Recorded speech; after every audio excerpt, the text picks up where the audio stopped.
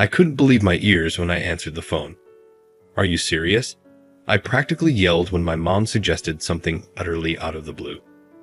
Marry my sister-in-law. How did we even get to that topic? My name is Brandon, and I'm 31 years old. I was just expecting a regular check-in call from my mom. But instead, I got, Brandon, how are you? Listen, this might be sudden, but would you marry Emily? What? Where did that come from? It's not exactly a normal follow-up to how are you. I was so stunned that I blurted out my shock. For a moment, I wondered if something was wrong with my mom, but she stayed calm and kept talking. Well, you see, Emily's having a tough time raising her child alone. Linda from the neighborhood mentioned that Emily seemed really tired lately. Linda. The same Linda who's been nosy since I was a kid. I was curious about what she had seen this time. Emily, my sister-in-law, lives about 3 hours away, so we only see each other during the holidays. This past Thanksgiving, I had a great time playing with my 5-year-old niece, Sophie. But now, Linda's observation had me worried about Emily. What happened to Emily? I asked. According to Linda, Emily was at the park with Sophie, just sitting on a bench, not even responding when Sophie called her. She looked really worn out. I started to think about Emily, who always seemed so cheerful. But doing everything alone must be exhausting. I met Emily when I was still in college.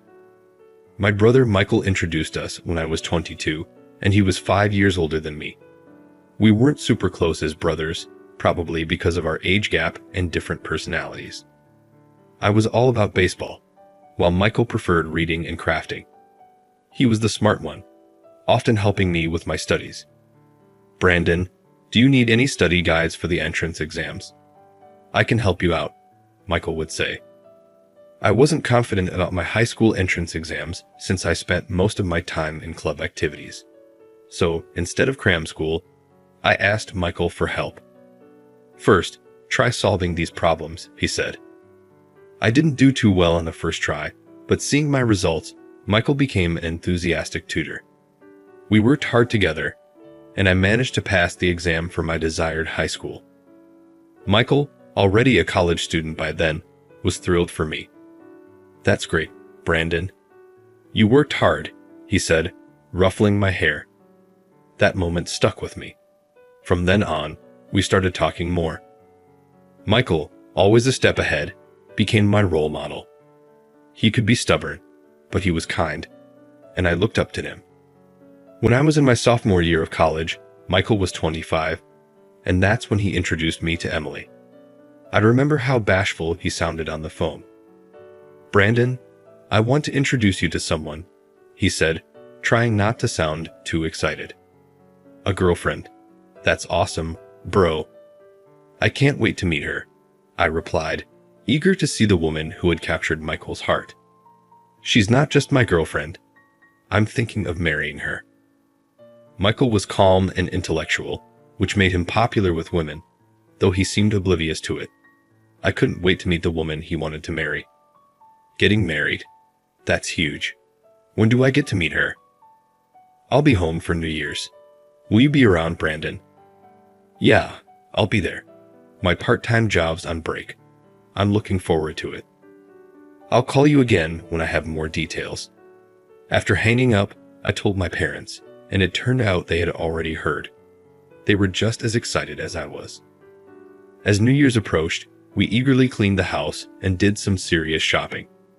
Finally, the day came when Michael would bring his girlfriend over. We were all restless after Michael called to say they were almost here. When the doorbell rang, we even argued over who should answer it. I ended up opening the front door. Brandon, long time no see. How are Mom and Dad? They're good, and you must be his girlfriend. Nice to meet you. Standing nervously behind Michael was Emily, his future wife. She stepped forward, trying to hide her nerves, and replied politely, "Nice to meet you, I'm Emily. I'm in a relationship with Michael. Sorry for intruding on your New Year's family gathering. Thank you so much for letting me come." I couldn't help but like Emily right away. Despite her nervousness, she greeted us with such politeness. She had fair skin, big eyes, and something adorably kitten-like about her. I thought she was genuinely cute, and it seemed my parents felt the same. Oh my, she's so cute. Dad, isn't she just adorable? Emily, the woman set to become your mother-in-law, seems to have really taken a liking to you. I thought to myself. Any worries about typical mother-in-law and daughter-in-law issues quickly faded away. Indeed, she's a lovely young lady. Let's not stand in the entrance. Please come in, Dad said, smiling like I'd never seen before. He once mentioned how fun it was raising 2 boys, but he always wanted to raise a girl too. He let that slip while slightly tipsy. I'm looking forward to you and Michael finding wives, he had said at the time. I had just broken up with a girlfriend, so I could only respond with a wry smile. Yeah, let's go in. And Emily, please don't be nervous. If I may say so myself, you'll find everyone in our family quite nice, I reassured her. Michael, who is usually kind, had a particularly gentle expression reserved just for Emily. She had really caught a great guy. We introduced ourselves a bit nervously and enjoyed a meal together. Mom was incredibly enthusiastic, preparing lots of Michael's favorite dishes. We had a great time looking at photo albums and spending time together. That time is still a precious memory for me. Thanks for today. It was fun. And thanks for meeting Emily. She's such a great person. Take good care of her, bro. Yeah, count on me, Michael said proudly, and Emily smiled shyly but looked very happy. My parents and I watched them leave, and a happy day came to an end. Their relationship progressed smoothly, and a year later, they happily held their wedding ceremony. Brandon, I'm so happy to become family with you. Me too. Can I call you sis from now on? Of course you can. I'm fine with bro too. It'd be weird if Brandon suddenly started calling me big brother now, right? Probably. I'll still call you bro even when we're old and gray. That's fine by me. Hey, let's drink together even when we're old, Michael said with a grin. We did a fist bump as we watched the ceremony to the end. Seeing them pledge their eternal love in the chapel was so moving. I cried a little. Well, maybe more than a little. After the wedding, Michael and Emily lived happily, and we all got along well as an extended family. 3 years into their marriage, Michael called to say they had something to tell us and asked if they could come over. I was at work at the time and only heard about it when I got home. But when I found out Michael and Emily were coming, I noticed something was off with my usually cheerful mom. What's wrong, Mom? You seem more gloomy than usual.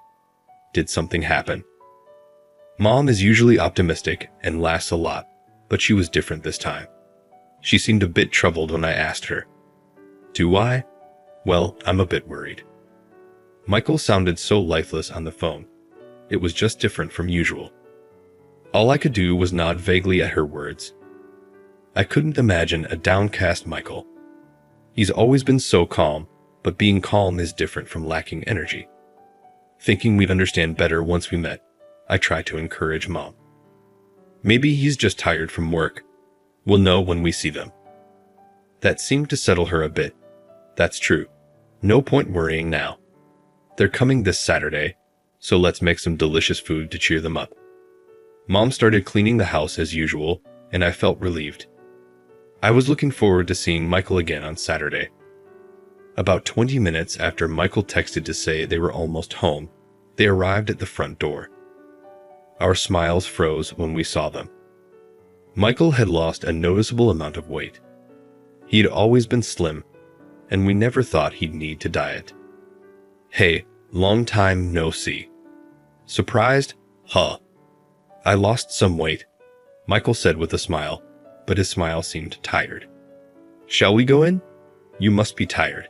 Emily gently nudged him with a worried look. Snapping out of it, my parents invited them to sit in the living room.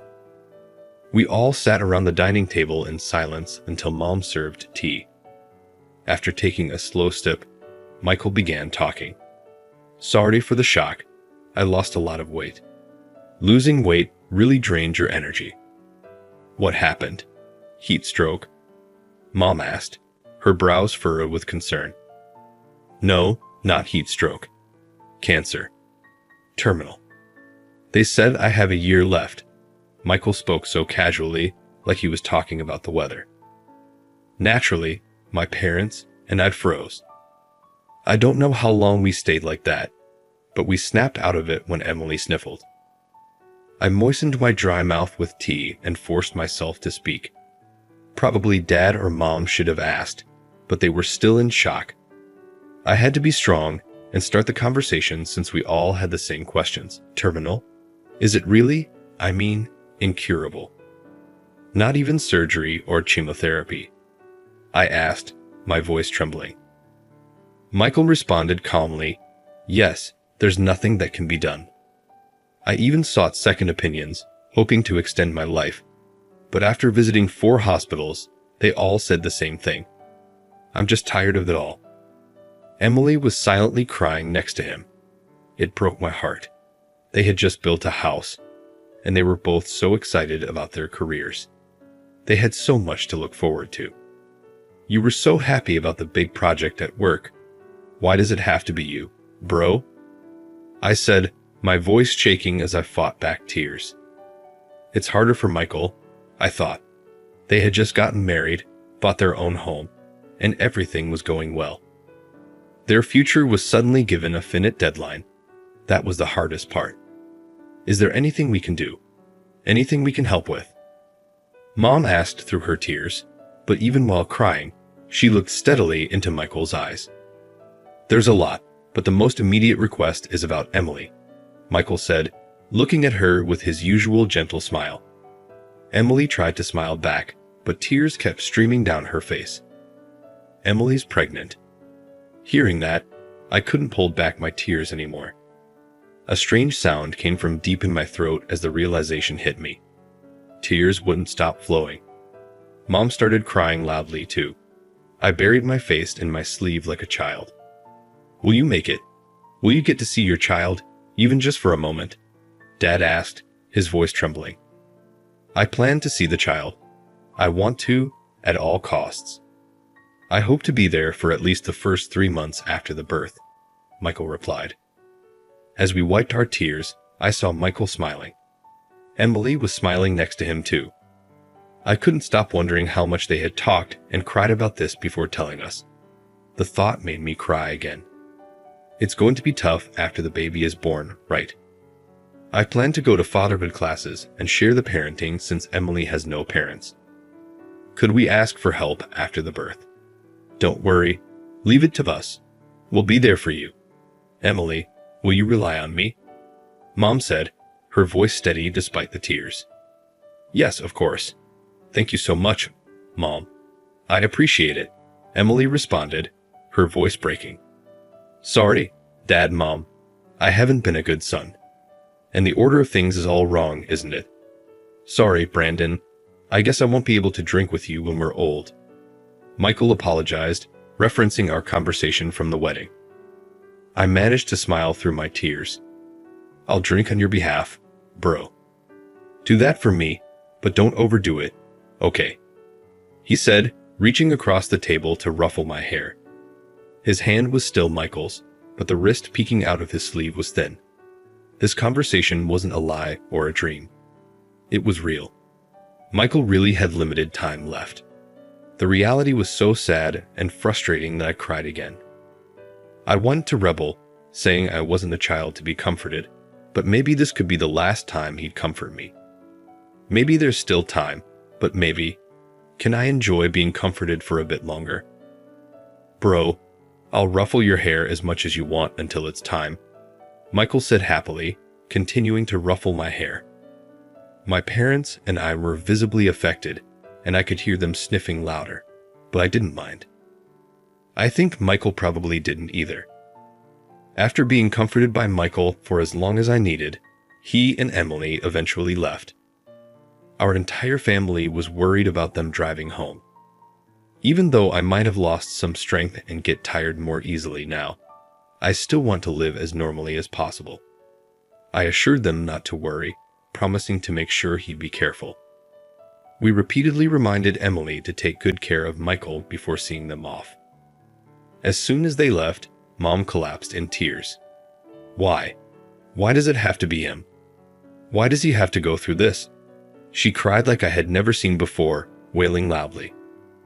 I would take his place if I could, especially now that they're expecting a child. Even Dad, who had tried to remain calm, knelt beside Mom and cried. He was just trying to stay composed, but I knew he wanted to cry too. Dad has always been a devoted father, and seeing my parents like this broke my heart. I knelt down and hugged them both. The parents who once seemed so big and protective now felt so small to me. Let's do everything we can to support Michael and Emily, I said, my voice choked with tears. I don't know how, but we'll give it our all. My words brought us together, and we agreed on 3 things during our family meeting: not to impose our opinions on Michael and Emily, to support whatever they wanted to do, and to offer financial help within reason. We were careful to give them space, but we stayed involved in their lives. When Emily had severe morning sickness, Mom stayed overnight with her, and Dad or I accompanied her to the hospital when needed. As time passed, Emily's pregnancy reached 6 months, and Michael found strength in talking to their growing child. But then, one late night, the phone rang, startling us all. I took care of Mom, who was frozen in shock, while Dad answered the call. Hello, Emily. Yeah. Dad's tense voice filled us with dread. Mom clutched my sleeve, and I held her tightly. Understood. We'll be there right away, Dad said, and I knew the time had come sooner than expected. Is Michael not doing well? I asked, my heart sinking. He suddenly became unwell and lost consciousness. They've asked for the family to come, Dad explained. Why now? Mom cried.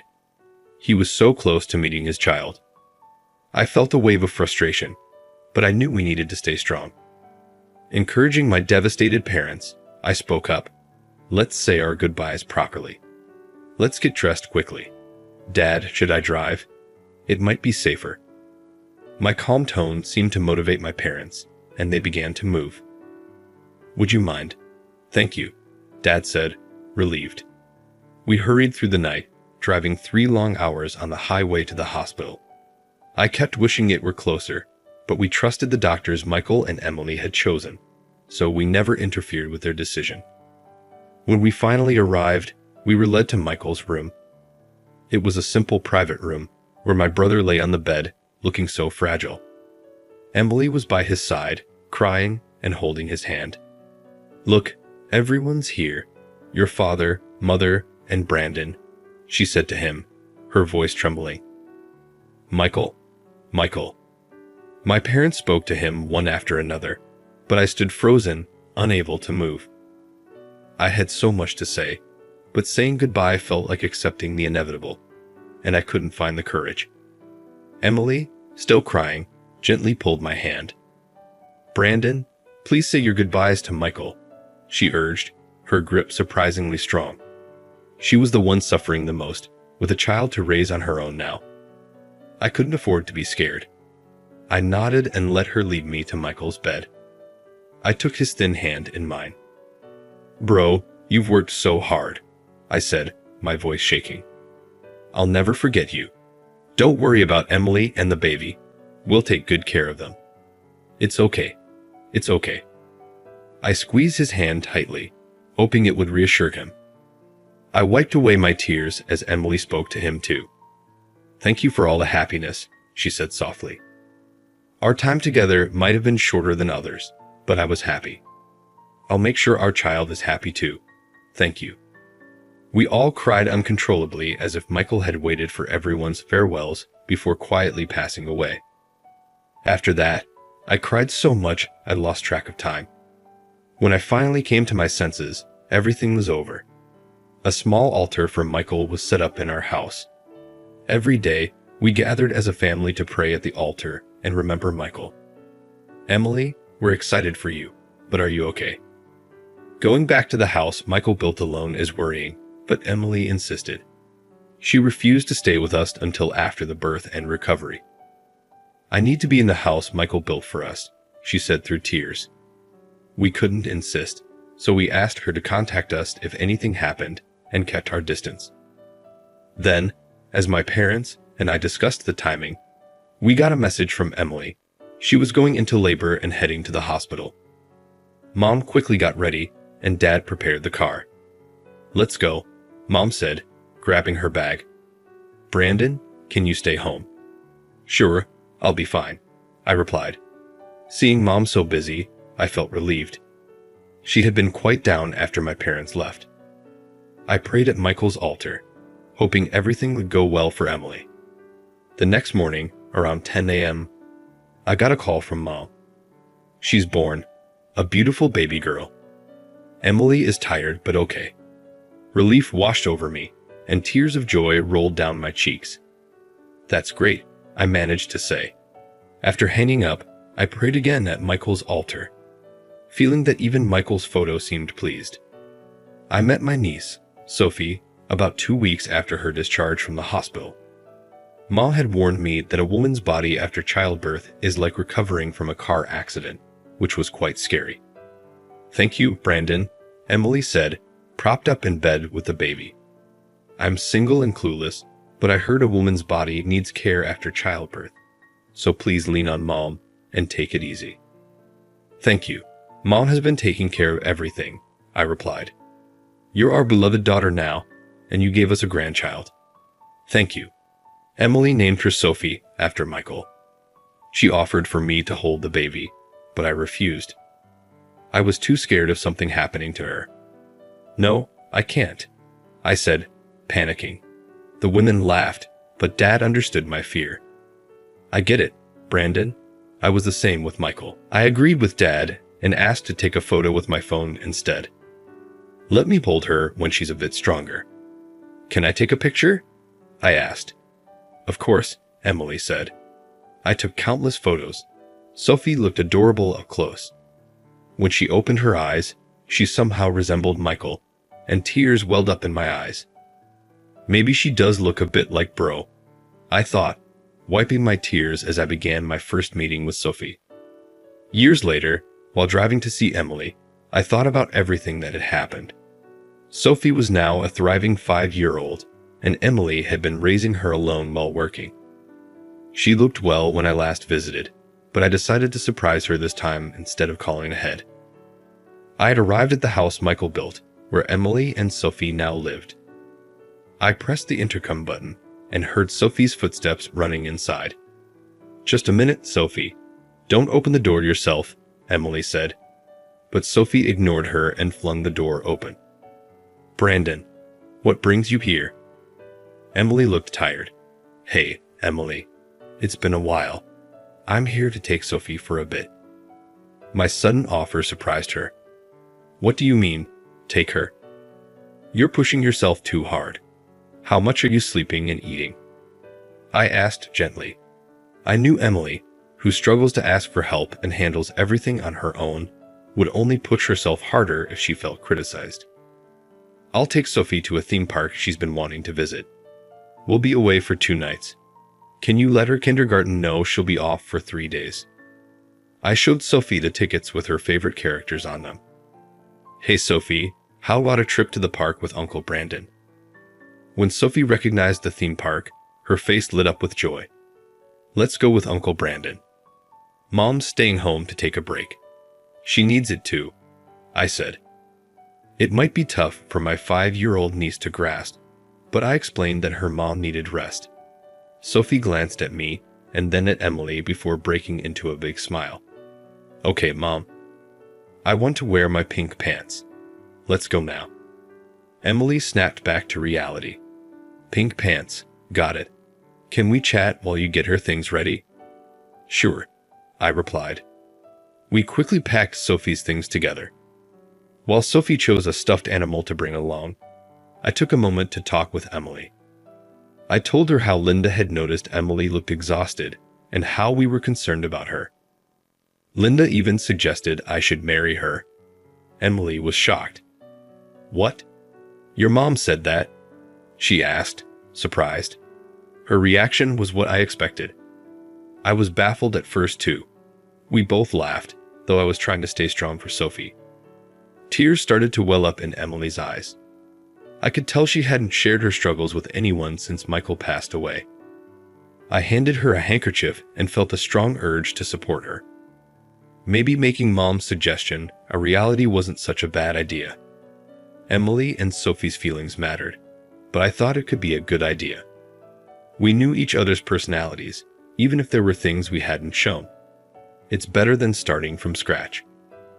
Emily looked up at me, tears still in her eyes, her face flushed. "Are you teasing me? This is a big deal for me and Sophie." "I'm not teasing," I said. "I understand it's important. You're tired now and need rest. Here's something from Mom." I handed her an envelope filled with cash and said, "She wants you to use this for yourself." Emily cried a bit more, but looked somewhat relieved. "You look relieved," I said. "I'm glad you could cry. Think about what I said. I never thought of you that way, Brandon. You've always been just my brother-in-law.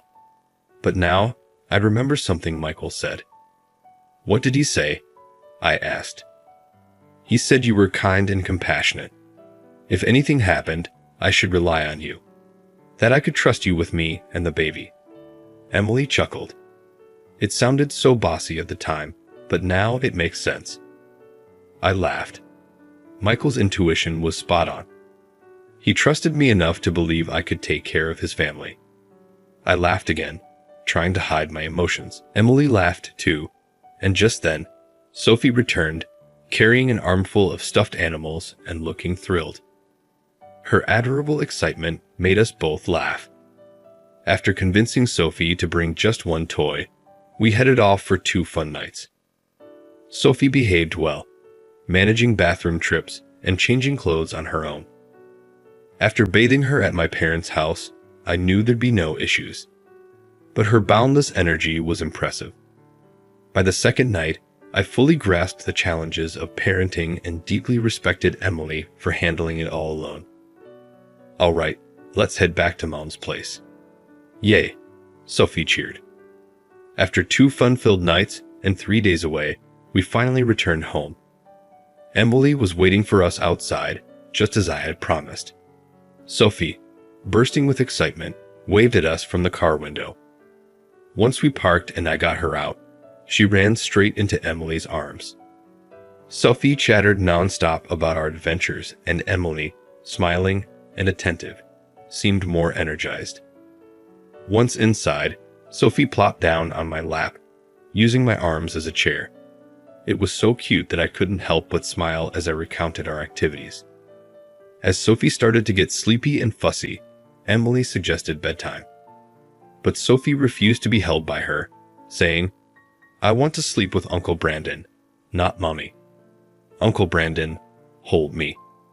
I picked up the grumpy Sophie and asked Emily to set up a bed. "All right, let's sleep. Uncle Brandon will be here too," I said as I lay down next to her. Sophie chatted for a bit but soon fell asleep. Watching her peaceful face, I thought how adorable she was, and I must have drifted off too. I woke up to Sophie patting my face. Seeing me jump, both Sophie and Emily burst into laughter. "You looked so comfy sleeping next to Sophie that we didn't want to wake you," Emily said. I was surprised. Keeping up with a 5-year-old's energy for 2 days straight had been more tiring than I expected. Suddenly, Sophie asked, "Hey, Uncle Brandon, aren't you staying here?" I was puzzled. Emily seemed confused too. Sophie continued, "I want Uncle Brandon to always be at our house. I want to play, eat meals together, and nap. I wish Uncle Brandon could be my daddy." Emily was quiet, unsure how to respond. Sophie pointed at Michael's photo and said, "It's okay to have 2 daddies."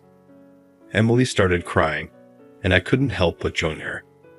Sophie looked bewildered and asked, "Mommy, does it hurt somewhere?" Emily, wiping her tears, said, "No, honey, I'm just surprised by how thoughtful you are.